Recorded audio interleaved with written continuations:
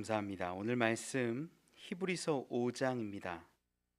히브리서 5장 1절로 10절의 말씀 신약성경 357면에 있습니다.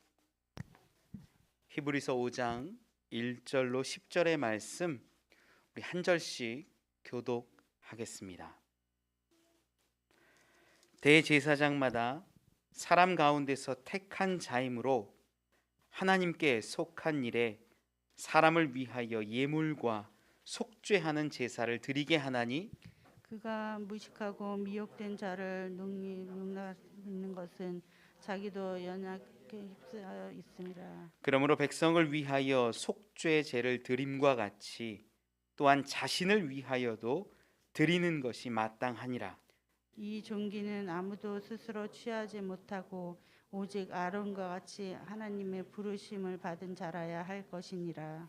또한 이와 같이 그리스도께서 대제사장 되심도 스스로 영광을 취하심이 아니요 오직 말씀하신 이가 그에게 이르시되 너는 내 아들이니 내가 오늘 너를 낳았다 하셨고 또한 이와 같이 다른 데서 말씀하시되 내가 영원히 멜기세덱의 반차를 따르는 제사장이라 하셨으니 그는 육체에 계실 때에 자기를 죽음에서 능히 구원하실 이에게 심한 통곡과 눈물로 간구와 소원을 올렸고 그의 경건하심으로 말미암아 들으심을 얻었느니라.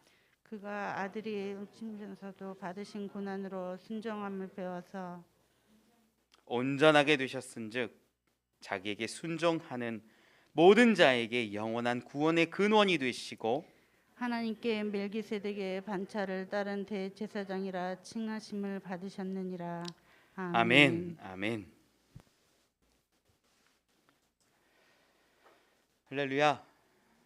우리 옆에 있는 분하고 인사하면 좋겠어요. 잘 오셨습니다. 환영합니다. 축복합니다.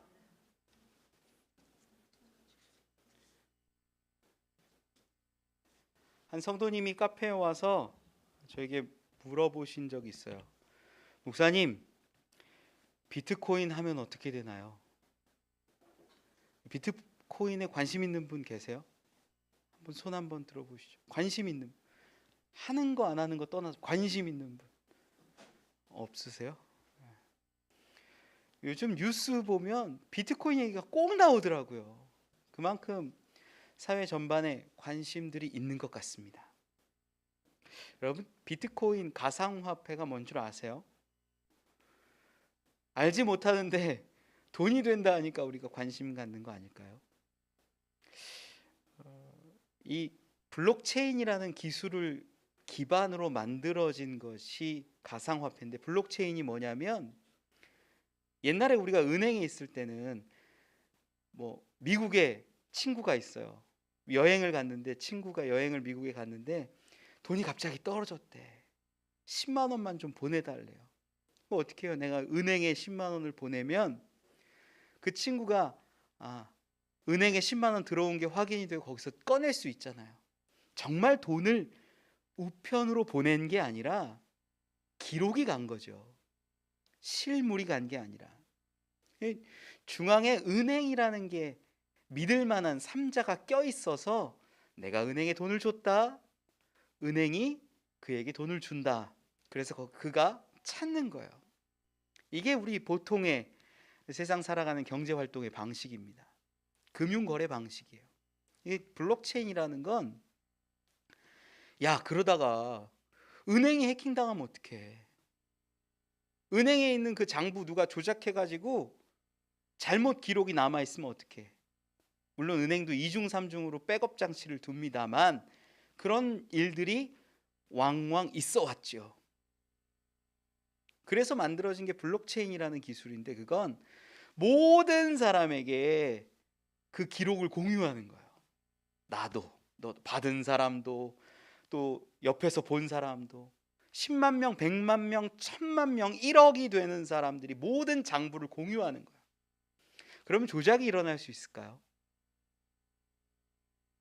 A라는 사람이 B에게 줬고 B라는 사람이 C에게 줬고 C가 D에게 줬는데 그 모든 사람에게 장부가 공유되면 하나가 오류가 생기고 문제가 있더라도 금방 그 오류를 수정할 수 있어요. 그러니까 뭐 해킹이 불가한 것이 블록체인이다. 그 기록을 상자처럼 블록처럼 이렇게 모아두고 차곡차곡 쌓아놓는 걸 또 체인으로 사슬로 연결했다 해서 블록체인이라고 해요. 좋은 기술이에요. 좋은 기술이에요. 블록체인으로 지금도 굉장히 많은 시스템들이 연구되고 있고 개발되고 있어요. 그런데 이만큼도 알지 못하고 가상화폐 비트코인에 투자하는 사람들은 어떤 사람이냐? 돈이 된다고 하니까. 여러분, 기술에 관심이 있는 거예요? 돈에 관심이 있는 거예요? 정확히 말하면 돈에 관심이 있는 거잖아요. 솔직히. 인간의 행동은요, 생각에 따라 좌우됩니다. 그걸 좀 학문적인 말로 따지면 철학이라 그래요. 너의 철학은 뭐냐? 난 모든 사람이 이루어지는 거야. 그럼 그렇게 살아요, 그 사람은. 너의 철학은 뭐냐? 나만 잘 먹고 잘 사는 거야. 그러면 그 사람은 그렇게 살아요.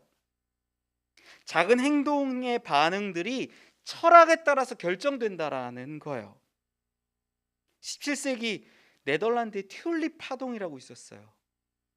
1930년대에 네덜란드가 굉장히 부유했거든요. 잘 살았어요. 뭐 1인당 뭐 국민 소득도 많아지고 하니까 뭐 부동산 값이 폭등하고 그런 일들이 실제로 일어났습니다. 네덜란드의 국화가 튤립이거든요. 튤립이 굉장히 독특하고 아름답고 그런 특이한 튤립들이 나오기 시작했어요. 그러다 보니까 이 튤립에 등급을 매깁니다. 야, 이건 귀한 튤립이야. 야, 이건 그저 그래. 이건 조금 좋은 것 같아. 그래서 등급을 만들어서 장군 튤립, 무슨 제독 튤립, 총독 튤립, 황제 튤립 이러면서 튤립의 가치를 매겼는데, 황제 튤립이라는 등급은 한 뿌리에, 튤립 꽃 한 뿌리에 그 노동자들 10년치 월급에 가까웠습니다. 여러분, 어마어마하죠? 집 한 채 가격하고 비슷했어요. 그 당시. 어마어마한 거예요. 그런데 사람들이 너도 나도 할 것 없이 샀어요. 튤립 2개를 사서 더 좋은 튤립 하나로 바꾸고 그랬어요. 왜? 다음 주면 나보다 더 비싸게 누군가가 사줄 테니까. 튤립이 정말 가치 있는 게 아니라 튤립 하나가 어찌 집의 가치와 집 한 채의 가치가 같겠습니까? 그런데 사람들이 산 거예요.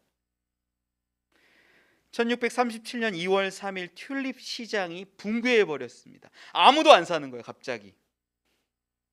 그러자 그 비싼 튤립들을 갖고 있었던 사람들이 다 거지가 됐어요. 갑자기 정부가 중재에 나섰고 그들이 투자한 돈의 3.5%인가를 이렇게 보존받았어요. 96%를 날린 거예요, 쉽게 말하면. 여러분, 가상화폐 기술은 뛰어납니다. 저도 책을 보고 내용을 봐서 알아요. 좋은 기술이에요. 그런데 그 기술로 많은 것들을 할 수도 있지만 아직 가상화폐는 해결해야 될 문제도 굉장히 많아요. 궁금하신 분은 저에게 개인적으로 찾아오시면 가상화폐에 대해서 한 2시간은 설명을 해드릴 수 있어요. 좋은 거지만 우리 그리스도인들에겐 중요한 게 아니다. 여러분, 그리스도인에게 철학이 뭡니까? 그리스도인에게 살아가야 할 방식으로서 기준되는 어떤 철학이 있다면 그게 뭡니까? 저는 우리가 그리스도인이라고 얘기한다면 예수님의 성품을 담는 것이 기준이요, 기본이요, 근본이요, 철학이라고 생각해요. 여러분, 예수님의 수많은 사역과 말씀과 행동과 이런 것들의 근간이 되었던 것 하나를 이야기 드리자면 그게 뭐냐? 바로 자기 비움과 복종이었다라는 거예요. 빌립보서 2장 6절에 예수님에 대한 분명한 고백이 나와요.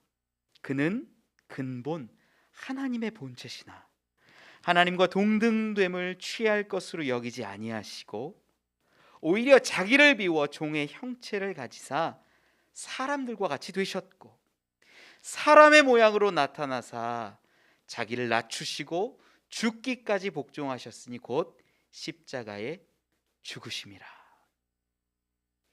낮아지고 낮아지고 낮아지고 낮아지는 그 모습, 죽기까지 복종하시는 모습이 예수님의 모든 생각과 행동과 가르침의 근본이 됐다라는 것입니다.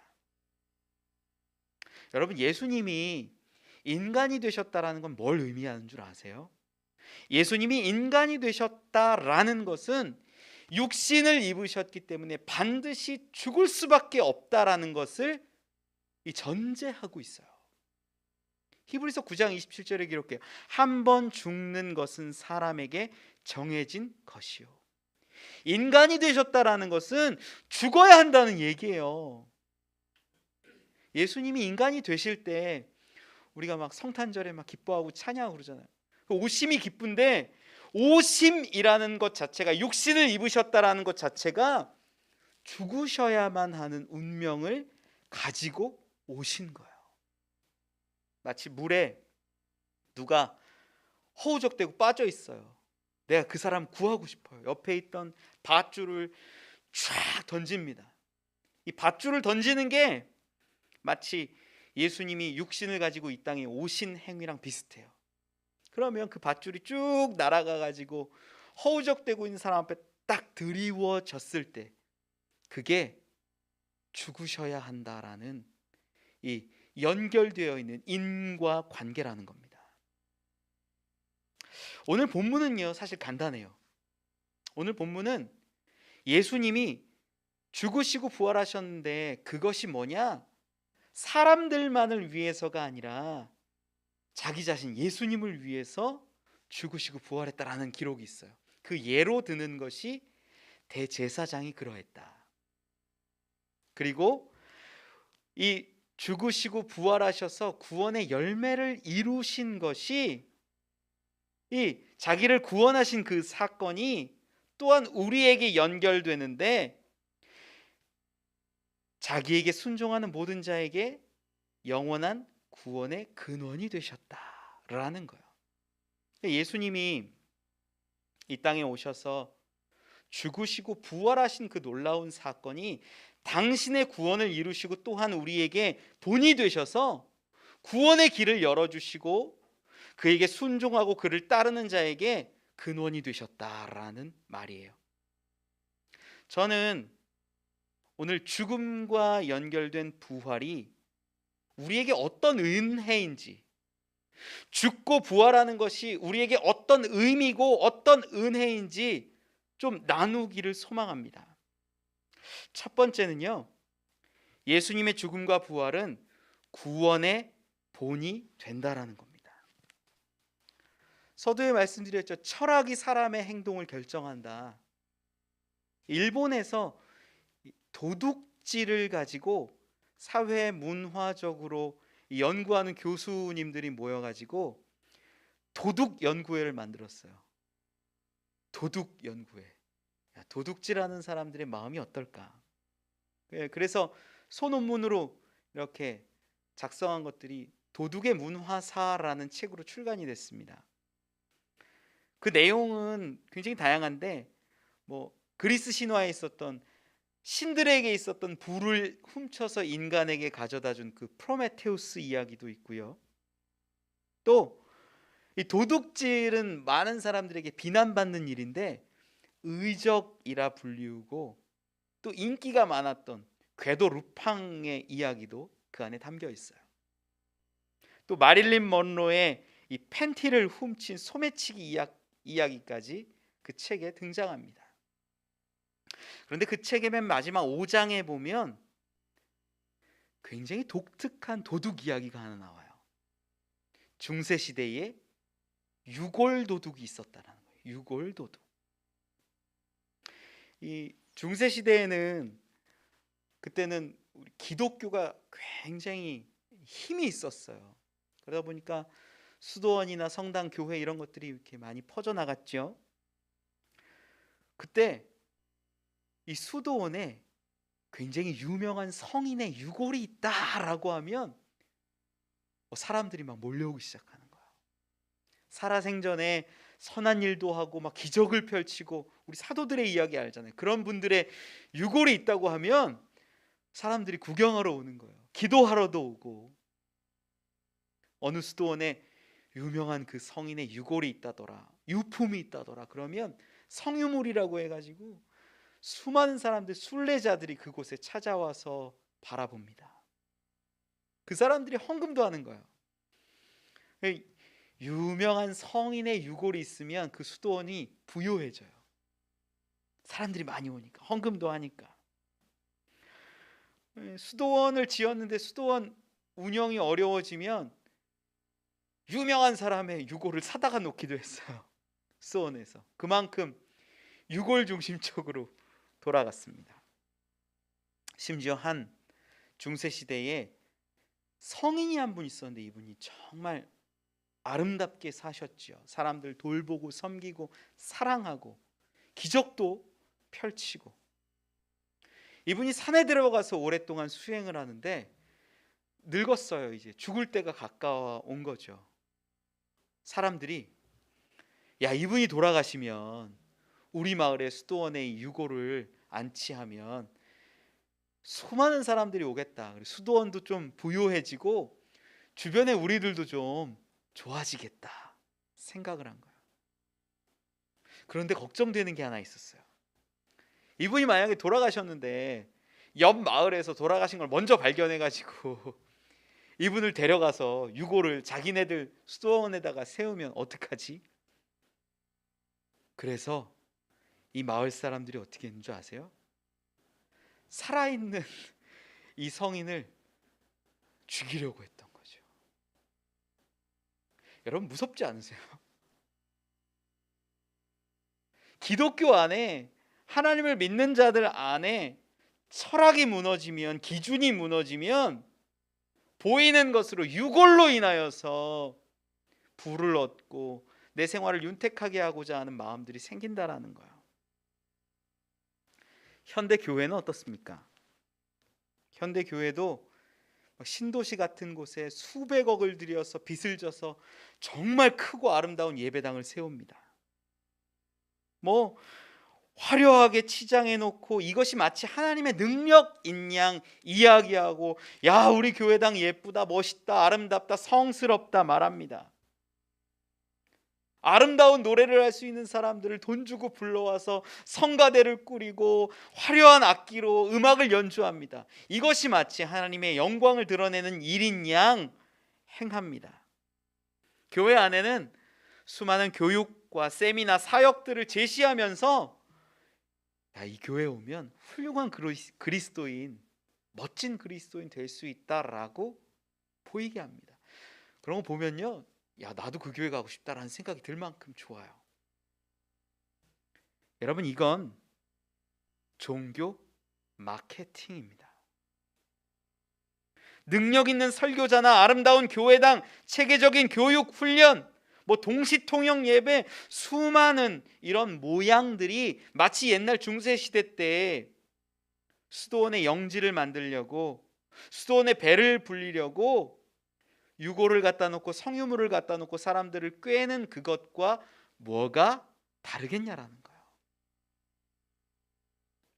여러분, 그리스도인은 예수님을 구원의 주, 대속의 주로 믿을 뿐만 아니라 예수님의 삶을 본받아 따르는 자들됨을 믿으시기 바랍니다. 우리에게 철학이 있다면 예수님이 보여주신 거예요. 예수님이 가르쳐 주신 거예요. 그게 아까 서두에 말씀드린 자기 비움이에요. 내려놓음이에요. 복종이에요. 순종이에요. 자기를 부인한다는 것은 완전히 내려놓는 거예요. 수많은 사람들이 십자가를 의지합니다. 믿습니다. 그리고 교회에서 심지어 십자가를 지라는 그 이야기를 듣고 한국 교회가 참 잘하는 게 고통과 고난을 분담하는 거예요. 잘해요. 제가 봐도 잘해요. 우리나라 섬김에 정말 많은 수를 한국 교회가 담당하고 있어요. 그런데 우리한테 자기 부인이 없는 경우가 참 많습니다. 자기 부인은 완전히 내려놓는 것인데 예수님의 그 기도 가운데 우리가 발견할 수 있어요. 겟셋마네 기도, 아버지여 이 잔을 내게서 옮기시옵소서. 예수님이 십자가에 달리시기 바로 직전에 기도하신 장면인데 우리가 여기서 예수님의 그 인간적인 마음을 공감하죠. 죽기 싫다. 죄 없는데 굳이 내가 왜 죽어야 하는가라는 마음이 들었을 수 있어요. 그런데 그 마음에 있음에도 불구하고 예수님의 고백은 뭐였습니까? 그러나 내 원대로 마시옵고 아버지의 원대로 되기를 원하나이다. 여러분, 이게 자기 비움이에요. 이게 순종이고 이게 복종이에요. 저는 여러분들이 그 예수님의 순종과 복종을 배우고 기억하고 우리 삶의 중심으로 삼을 수 있기를 원합니다. 오늘 본문에 보면 예수님이 죽으시고 부활을 이루셨다라고 이야기합니다.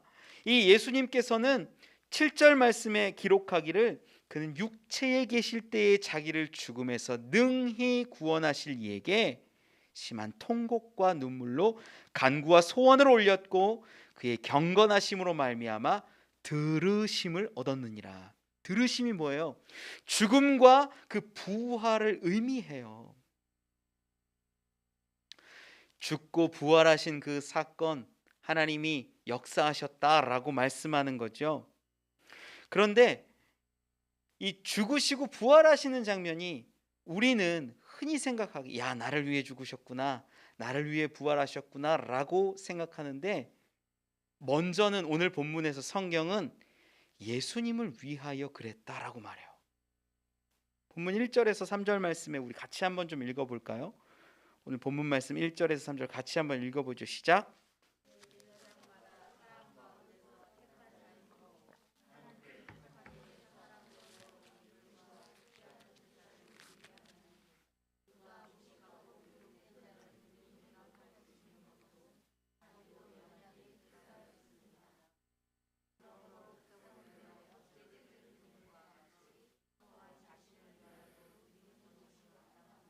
아멘. 말씀에는요 대제사장이 하나님께 백성을 위하여 제사를 드리는데 대제사장이 하나님께 야 백성들이 너무나 많은 죄를 지었습니다. 죄를 사하여 주시옵소서 제사를 드리는데 자기를 위해서도 제사를 드린다라고 말씀해요. 이 대제사장도 연약에 휩싸여 있는 육체를 가진 한계가 주어진 인간이라는 뜻이에요. 그래서 대제사장도 구원을 위해 자기를 위해 제사한다라고 성경은 기록합니다. 예수님이 죽으신 것은 우리만을 위해서가 아니라 당신이 직접 그 구원의 길을 열어주시고 그 구원의 열매가 되셨다라는 거예요. 우리는 나를 위해서만 구원하셨다라고 생각하는데 예수님이 예수님의 구원을 이루신 거예요. 이게 첫 열매 된다라는 겁니다. 마치 선생님이 야 이렇게 해라 이렇게 해라 가르쳐 주시는 게 아니라 야 이렇게 하는 거야 잘 보고 해라 라고 가르쳐 주시고 당신이 그 죽음과 부활을 뚫고 하나님 앞에 서시는 모습을 우리에게 드러내 주시는 거죠. 여러분 비행기를 타면 위급한 상황이 되면 그 위에서 산소 마스크가 탁 떨어집니다.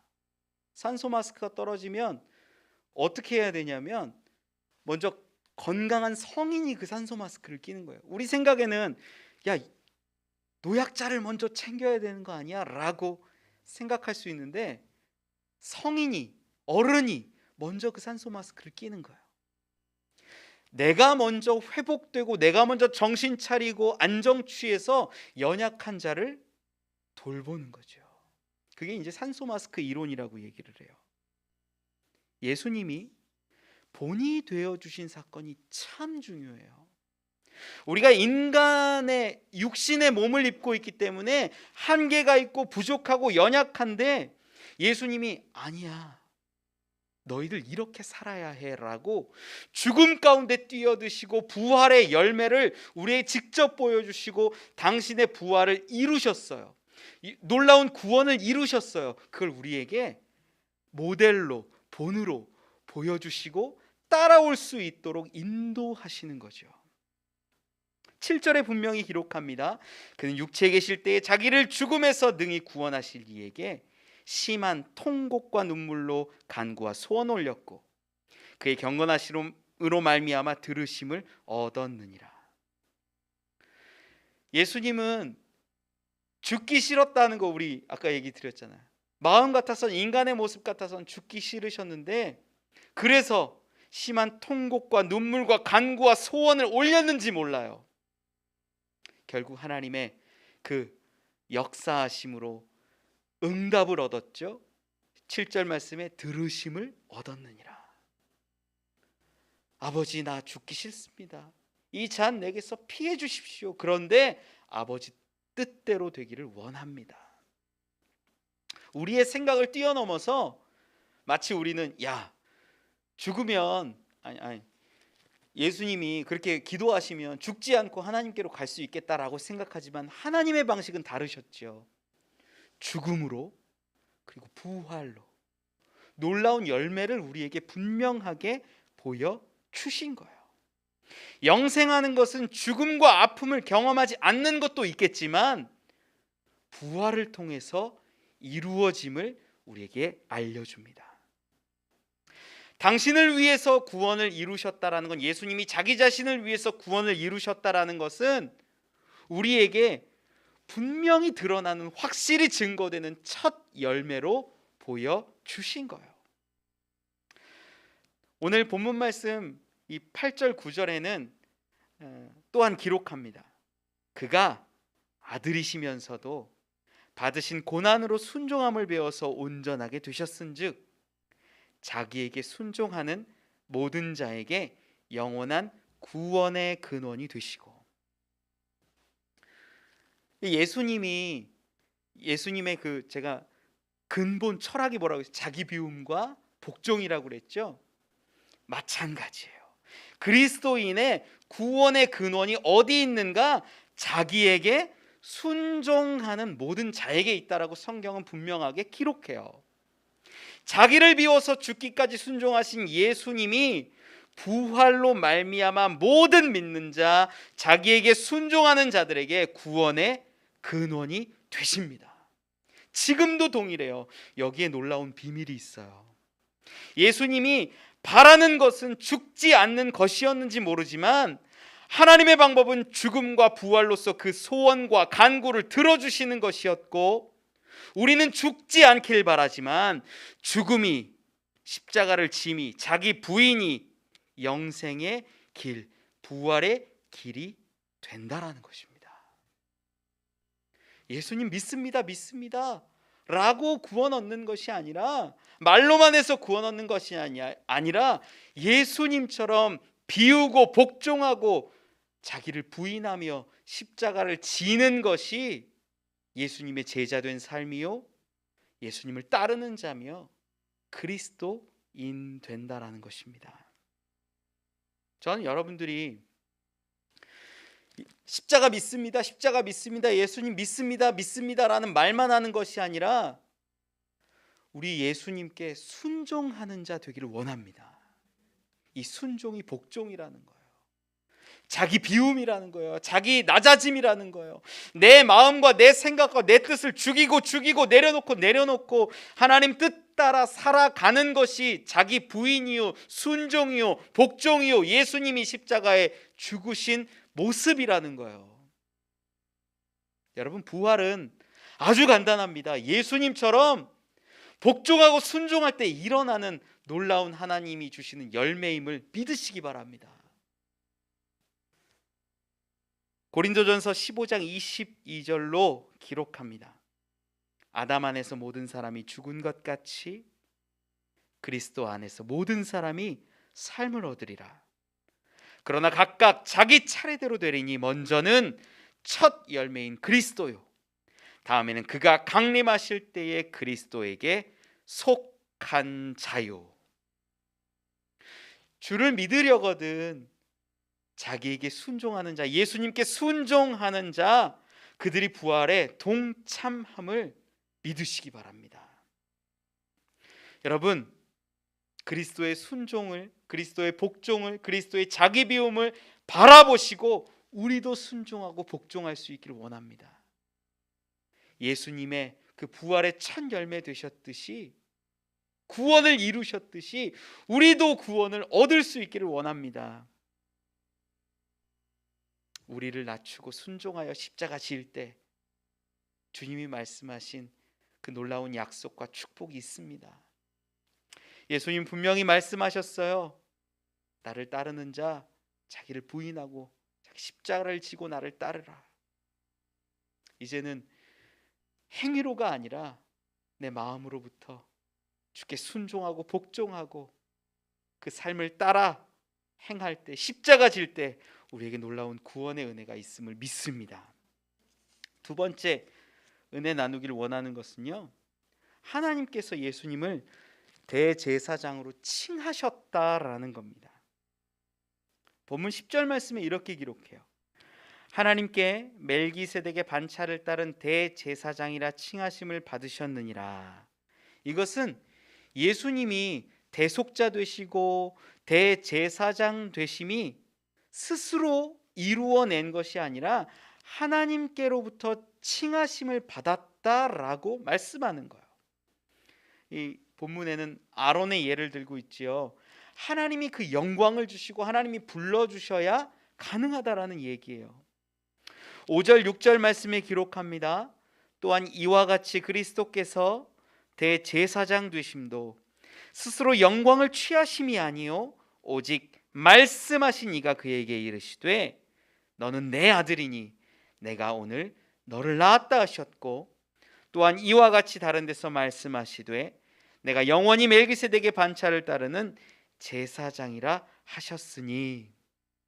예수님이 대제사장이 되셔서 우리의 죄까지도, 우리의 사망의 권세, 우리를 억누르고 있는 그 사망의 권세까지도 멸하시고 부활의 첫 열매가 되시고 우리에게 본을 보여주셨다라는 것은 하나님의 칭하심, 하나님의 역사하심, 하나님의 은혜라는 거죠.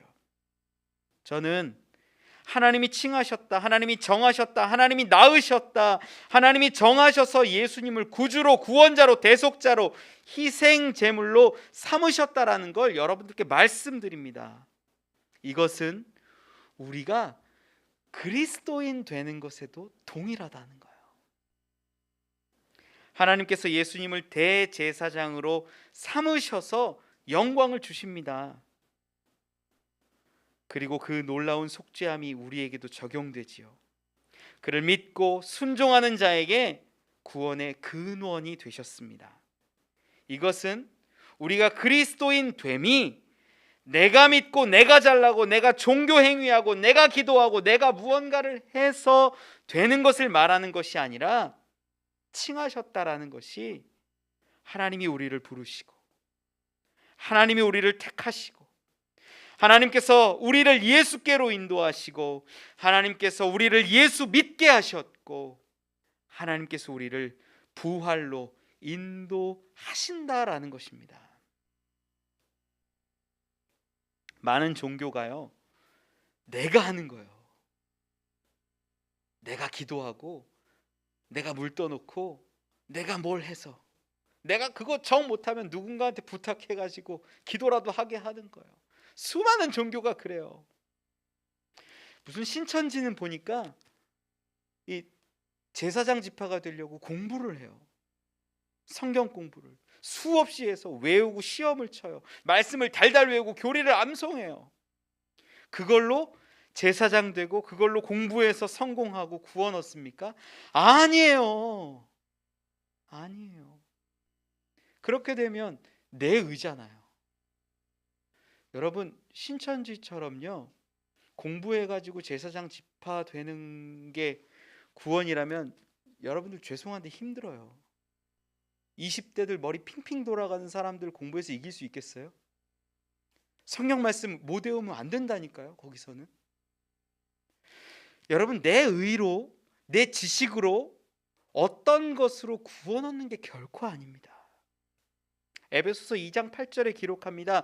너희는 그 은혜에 의하여 믿음으로 말미암아 구원을 받았으니 이것은 너희에게서 난 것이 아니요 하나님의 선물이라. 하나님의 대제사장도 하나님이 칭하시고 하나님이 임명하시고 하나님이 부르셨습니다. 또한 우리도 마찬가지입니다. 우리가 구원을 얻은 것이 오직 하나님의 선물임을 고백합니다. 우리가 그런데 그리스도인 되는 길은, 예수님 따르는 길, 순종하고 복종하고 죽기까지 자기를 비우고 십자가 지는 길이라는 거죠. 여러분, 나를 구원하신 예수께 감사하고 그를 자랑하는 것이 진정한 그리스도인입니다. 대제사장 되신 예수께서 우리를 용납하시고 우리를 측은히 여기시고 우리를 위하여 대신해서 당신의 몸을 제물 삼아 죽기까지 복종하시고 이제는 부활의 놀라운 열매를 우리에게 선물로 주십니다. 저는 여러분들이 그 은혜로 선물 받기를 원해요. 부활의 열매 받기를 원해요. 이제는 내가 그 은혜로 말미암아 하나님 앞에 서고 이제는 주님 따라 순종하고 복종하여 십자가 지을 때 주님이 얻으신 것처럼, 주님이 이루신 것처럼 그 구원이, 열매가, 부활이 우리 것 됨을 믿습니다. 말씀을 맺습니다. 저희 막내 아이가 집에 갔는데 저를 불러요. 아빠. 제가 이렇게 봤어요. 왜 부르나? 아빠, 나 따라와봐. 그러면 저희 집 현관에 쓰레기통이 하나 있거든요. 쓰레기통이 있는데 저한테 따라오래요. 거실에서 쓰레기통으로 가요. 쓰레기통이 이제 발로 밟으면 뚜껑이 열리는 쓰레기통인데, 뚜껑을 딱 그 페달을 밟아서 뚜껑을 딱 열더니 여기 봐. 보니까 아이스크림 그 먹고 버려진 봉지가 하나 있는 거예요. 이걸 보니까 아이스크림이 먹고 싶어. 그 마치 비밀 얘기하듯이 보니까 먹고 싶대요. 보니까. 그래서 제가 얼마나 예뻐요. 그런 말 한마디 하면 아이스크림 없어도 500원 주고 사주고 싶지요. 여러분, 세상 살아가는 일이 보이는 것에 유혹받아요. 어린 아이일수록 그래요. 다른 사람이 장난감 갖고 놀고 있는 친구 있으면 나도 저거 갖고 싶다. 다른 사람 뭐 먹으면 나도 먹고 싶다. 우리도 그래요. 많이 갖고 있는 사람 보면 나도 갖고 싶다. 누리는 사람 보면 나도 누리고 싶다. 그러나 우리에게 철학이 있다면, 우리에게 기준이 있다면, 우리의 삶에 기초가 있다면 그것이 예수 그리스도, 그분의 모습 되기를 원합니다. 순종하고 복종하고 자기를 비우시고 십자가를 지신 그 모습이 놀라운 부활의 열매로 맺어지듯이 우리가 주께 순종하는 자, 주의 말씀 따라 나아가는 자, 그분의 열매를 바라보고 또한 우리의 구원의 근원됨을 믿습니다. 나의 의, 나의 능력, 나의 행위가 아니라 오직 하나님의 선물입니다. 이제는 나를 부인하고 십자가를 지는 사람, 하나님을 찬양하는 사람, 전도하는 사람들이 되길 원합니다. 전도 어렵지 않아요. 교회 데려오려고 하지 마세요. 그러니까 전도가 어려워요. 난 우리 예수님이 너무 좋아. 내 삶에 만난 그 예수님을 고백하고 전하고 근처에 있는 교회 가라 그러세요. 그럼 그게 전도예요. 너무 좋다. 예수님 만나고 내가 너무 행복하다. 그거 고백하는 게 전도고, 그 고백 가운데 하나님이 주시는 상급을 잃지 않을 줄 저는 믿습니다. 여러분, 순종하고 복종하고 십자가 지는 우리 됩시다. 그리하여 부활의 열매를 우리도 얻읍시다. 오직 하나님의 은혜와 선물로 우리 가운데 그 놀라운 축복이 가득할 줄 믿습니다. 그러한 저와 여러분 우리 되길 간절히 축원합니다. 우리 말씀